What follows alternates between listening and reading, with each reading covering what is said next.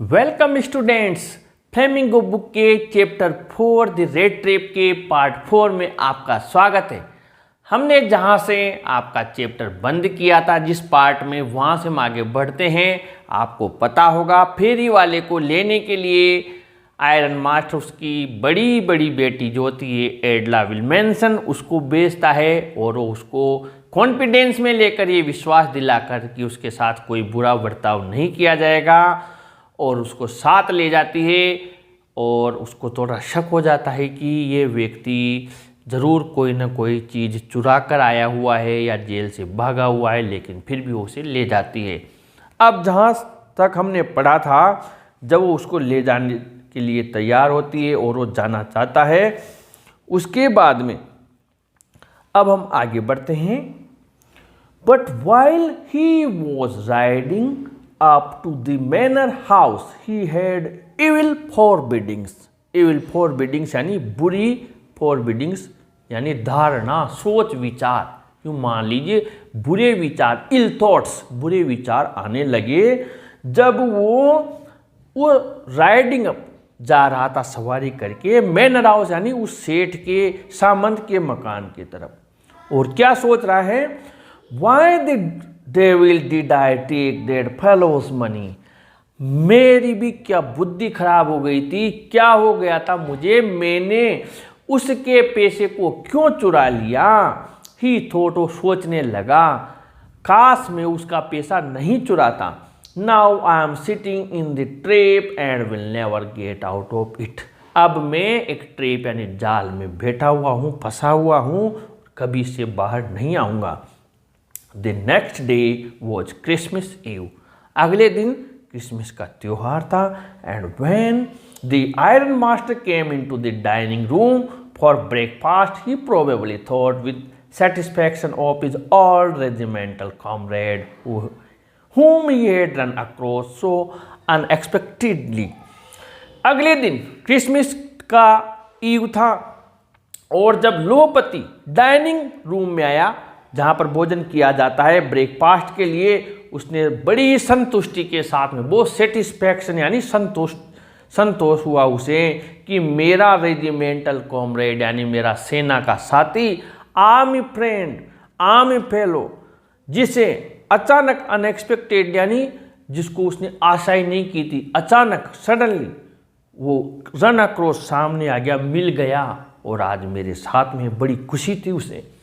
First of all, we must see to it that he gets a little flesh on his bones, he said to his daughter, who was busy at the table।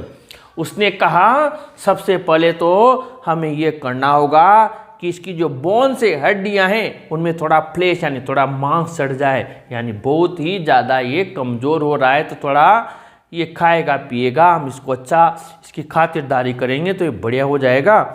फिर बाद में देखते हैं, ऐसा उसने उसकी बेटी से कहा जो उस टेबल पर खाना परोसने में बिजी थी, व्यस्त थी।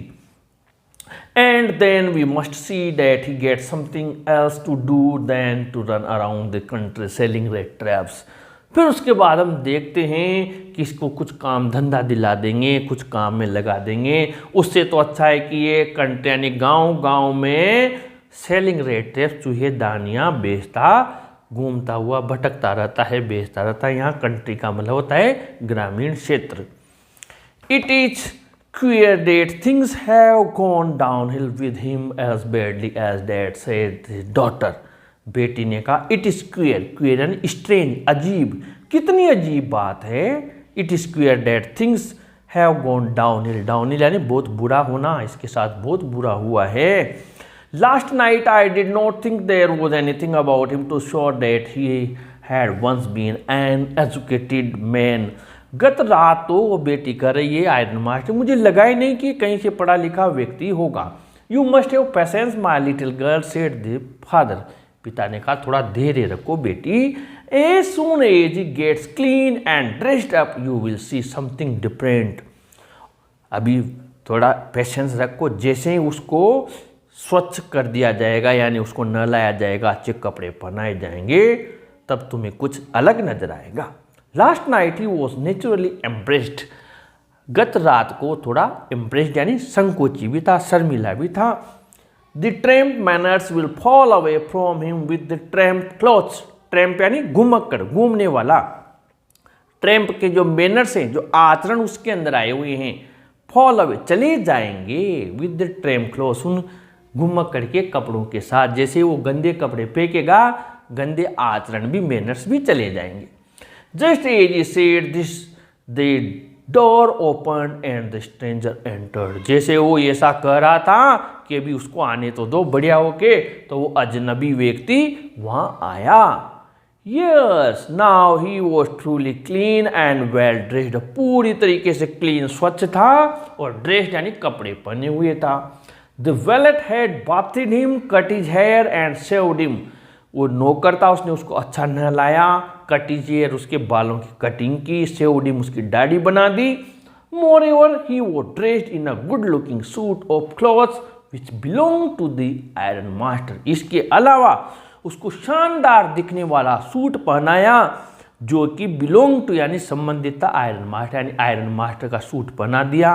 ही वोर अ वाइट शर्ट, एक वाइट कलर की शर्ट पहना दी, and a starched collar and hall shoes. Starched collar, कलप लगा हुआ कड़क कॉलर वाला, उसको पहनाया, एंड अ होल शूज, और पूरे साबुत जूते उसे पहनाए।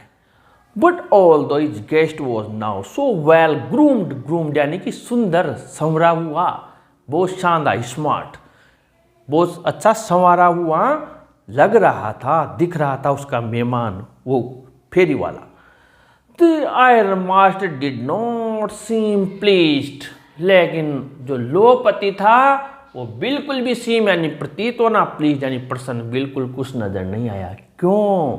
अब आप समझ गए होंगे, क्योंकि वो उसका वो मित्र नहीं था, और जैसे उसके बाल कटे और पूरा उसका असली शारीरिक रूप सामने आया, तो आयरन मास्टर का मूड चेंज हो गया। और क्या हुआ, उसके जैसे देखा उसने, ही looked at him with puckered bro. Puckered यानी तनी हुई, ब्रो यानी बोहें, तनी हुई बोहों से उसको देखा। And it was easy to understand that when he had seen the strange fellow in the uncertain reflection from the furnace, he might have made a mistake. ये बात ध्यान दिया, वो अनसर्टेन रिफ्लेक्शन यानी अनसर्टेन अनिश्चित, रिफ्लेक्शन है परछाई, वो आग जल रही थी तो जली हुई आग की लाइट की तरह स्टेबल रोशनी नहीं होती है। तो अब बूढ़ा व्यक्ति था, बूढ़ी आंखें, बूढ़ी नजर, और आग की लपटें जो भट्टी की थी, वो फर्नेस, फर्नेस यानी भट्टी की जो आग थी उसकी रिफ्लेक्शन थी अनसर्टेन, उसमें उससे मिस्टेक हो गई, गलती हो गई उससे।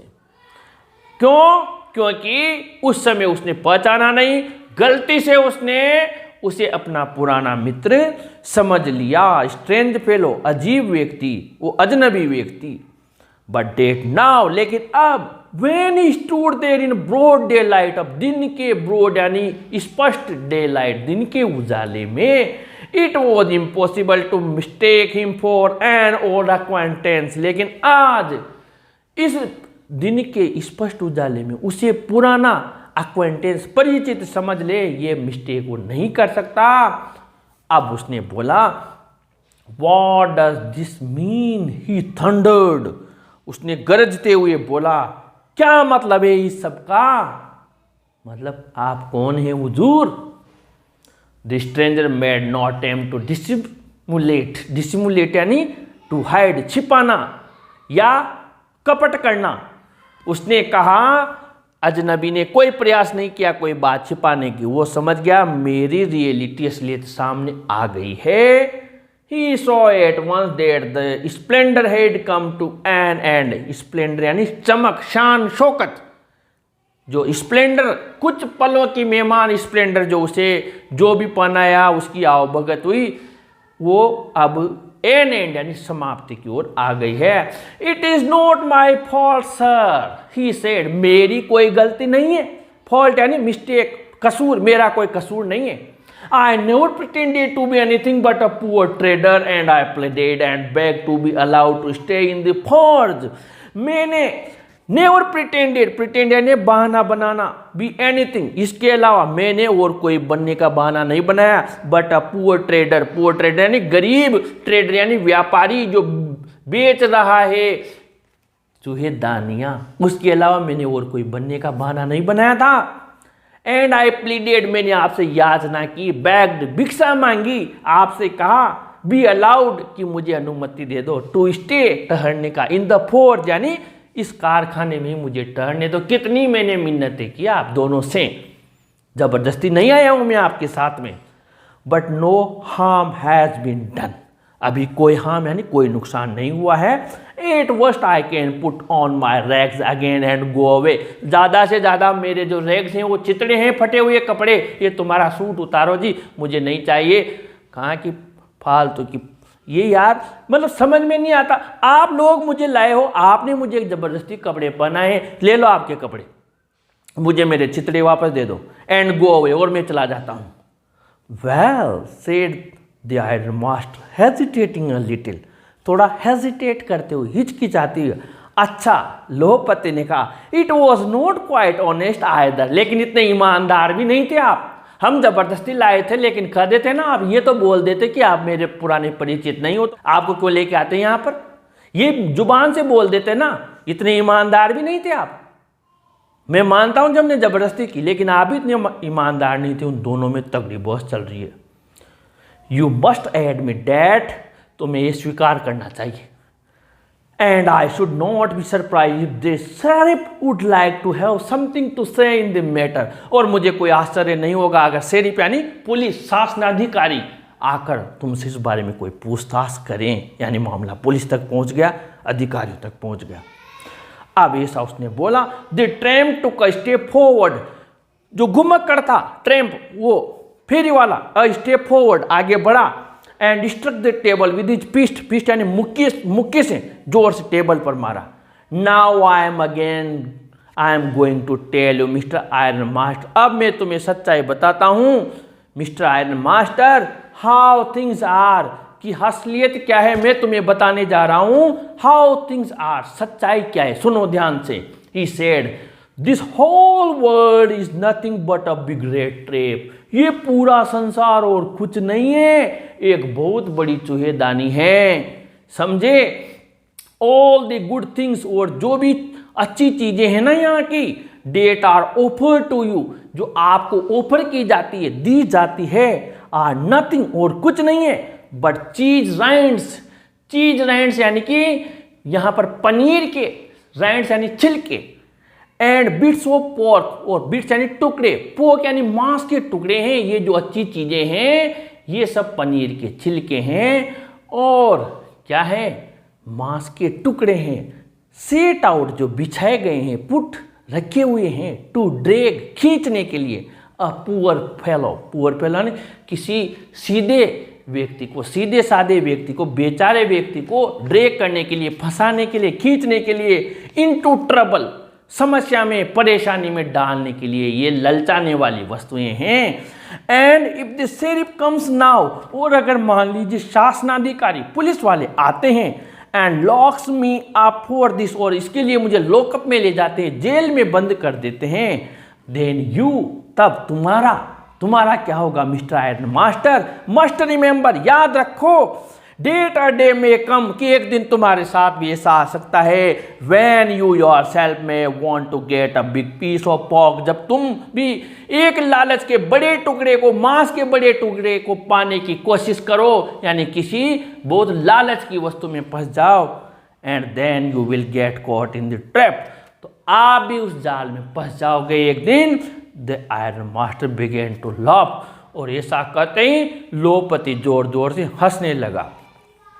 Date was not so badly said, इतना बुरा तरीके से तो नहीं कहा था, माई गुड फेलो, मेरे अच्छे फेलो मित्र, perhaps we should let the sheriff alone on Christmas day, हो सकता है आज मैं भी त्योहार करके क्रिसमस का, शेरिफ यानी पुलिस वालों को, शासनाधिकारी को उस पर चर्चा नहीं करना चाहता, उन्हें एक तरफ कर दो, मैं नहीं चाहता आज हमारा त्यौहार है और मैं कोई बुरा काम करूं, कोई पाप करूं, किसी व्यक्ति को जेल में भिजवा के हटाओ, चलो पुलिस वाले को लेकिन but now get out of here as fast as you can. चलो निकलो लेकिन यहाँ से, अब आपका टर्न आना। मैं भी नहीं चाहता आज वार त्योहार करके किसी को जेल भी जाऊं, अच्छा धर्म का काम नहीं होगा और पाप का काम हो जाएगा, पर गेट आउट, निकल जाए यहाँ से। आयरन मास्टर ने बोल दिया पेडलर से, निकल जा। अब जिसको रात को लेके आए थे, इतना मान सम्मान किया और सारा मामला बिगड़ गया। तो but just as the man was opening the door, लेकिन जैसे वो व्यक्ति दरवाजा खोलने लगा, द डॉटर सेड, उसकी बेटी बोल गई, I think he want to stay with us today, I don't want him to go. मैं चाहती हूँ कि आज वो हमारे साथ ठहरे, मैं नहीं चाहती कि वो जाए।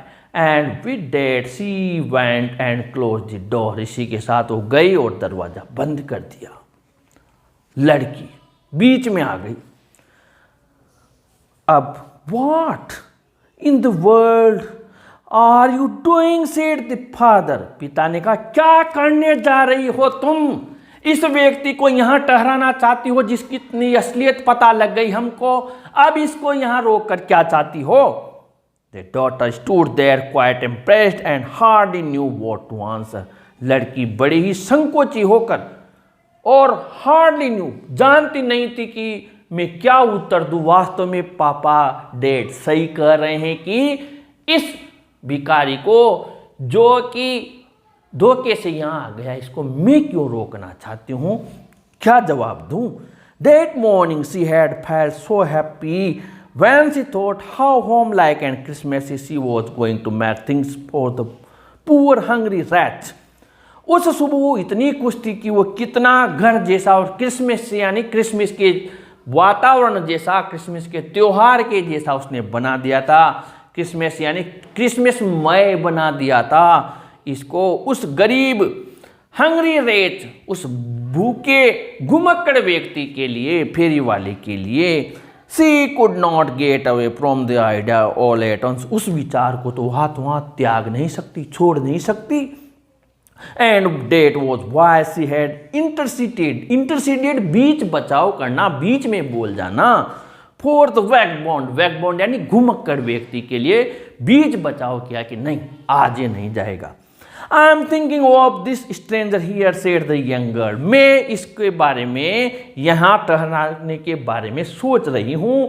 ही walks and walks the whole year long and there is probably not a single place in the whole country where he is welcome and can feel at home. वो घूमता रहता है पूरे साल, भटकता रहता है पूरे साल, और एक सिंगल प्लेस, एक स्थान नहीं है पूरे इस कंट्री में जहां पर कि उसका वेलकम किया जाए, उसका स्वागत किया जाए और उसे फील हो एट होम, घर जैसा कहीं नहीं है पापा। Wherever he turns he is chased away, जहां भी वो जाता है उसको चेस्ड अवे, दुत्कार दिया जाता है। Always he is afraid of being arrested, हमेशा वो डरा हुआ है बीइंग अरेस्टेड कि मुझे कोई गिरफ्तार न कर ले। एंड क्रॉस एग्जामिन्ड, उसके तरह तरह के उससे प्रश्न पूछे जाते हैं। I should like to have him enjoy a day oh peace with us here, just one in the whole year, मैं चाहती हूँ पूरे साल का एक दिन तो ये शांति से यहाँ एंजॉय कर लेने दो, चला जाएगा। The iron master mumbled something in his beard. He could not bring himself to oppose her. लोपति ने मम्बड़ यानी बुदबुदाया उसकी दाढ़ी में कुछ, लेकिन वो उसकी अपोज यानी उसका विरोध नहीं कर सका। It was all a mistake of course, she continue, हाँ ये एक गलती थी, वो कहती रही। But anyway I don't think we ought to chase away a human being whom we have asked to come here and to whom we have promised Christmas cheer. मैं मानती हूँ ये गलती थी, लेकिन हम एक ह्यूमन बीइंग, एक व्यक्ति को चेस अवे इस तरह दुत्कार नहीं सकते जिसको हम लेकर आए हैं। whom we have asked to come here, जिससे हमने कहा कि वहां चलो। And to whom we have promised Christmas cheer, जिससे हमने प्रॉमिस किया था क्रिसमस की चीयर, खुशियां देने के लिए। You do preach worse than a parson, said the iron master. तुम तो एक पार्सन, पादरी से भी ज्यादा प्रवचन देती हो। I only hope you won't have to regret this. मैं तो ये आशा करता हूँ कि तुम्हें इसके लिए रिग्रेट यानी रिपेंट पछताना नहीं पड़े। The young girl took the stranger by the hand and led him up to the table. लड़की ने उस अजीब अजनबी व्यक्ति को हाथ से पकड़ा, वो टेबल तक ले गई। Now sit down and eat, she said, for she could see that her father had given in. अब आराम से बैठो और खाना खाओ। वो उसने देखा उसके पिता गिव इन यानी हार मान लिए, ये मामला लेफ्ट कर दिया है। The man with the red trap said not a word. उस फेरी वाले ने एक शब्द भी नहीं बोला, चूहेदानी वाले ने। ही ओनली सेट डाउन, वो बैठ गया and helped himself to the food, और खाना खाने लगा। टाइम आफ्टर टाइम, बीच बीच में ही looked at the young girl who had interceded for him. उस यंग गर्ल को देख रहा था जिसने उसके लिए इंटरसीड करना, बीच बचाव किया। Why had she done it, उसने ऐसा क्यों किया। Why could the crazy idea be, इसके पीछे क्या सन की विचार हो सकता है। ऐसा वो सोचने लगा, इसने क्यों मुझे रोका, क्या हो सकता है। ये सारी चीज़ें अगले पार्ट में हम पढ़ेंगे। मुझे पूरा विश्वास है, पूरी आशा है कि आपको मेरा टीचिंग अच्छी लग रही होगी। इसके वीडियोज़ जो पिछले हैं उनको भी आप अगर नहीं पढ़ें तो प्लीज़ ज़रूर पढ़ें। क्वेश्चन आंसर्स के वीडियोस भी डिस्क्रिप्शन बॉक्स में हम साथ में लिंक दिए हुए हैं, वहाँ से आपको मिल जाएंगे। लास्ट पार्ट में फिर आपसे मुलाकात होगी। इस वीडियो को ज़रूर लाइक शेयर करें और अपने चैनल को भी ज़रूर सब्सक्राइब करें स्टूडेंट्स। Thank you.